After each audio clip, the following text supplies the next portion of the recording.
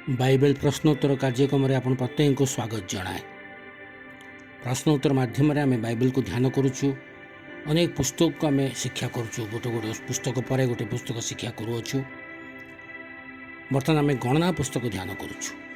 आज निमंते प्रश्न होची, इस्राएल संतानगण मध्य प्रथम जात गर्भफल परिवर्तने सदाप्रभु केउ मानकु ग्रहण करथिले?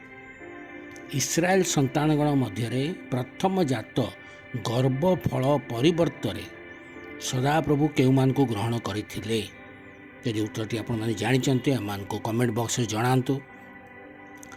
आम मैंने उत्तर आपको जनइबू। शेष पर्यंत वीडियो को देखंतु। यदि चैनल टी को सब्सक्राइब करनियंतु, अन्य मान को शेयर करंतु, उत्तर माध्यम आमको जणातु। यदि भल लगे लाइक मध्य गोटे दियंतु। आजिर प्रश्नर सठिक उत्तरटी होची लेव्य मानक गणना पुस्तक 3 पर्व 12 पदरे आपण माने उत्तरटी पाई परिबे।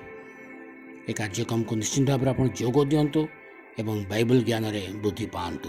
धन्यवाद।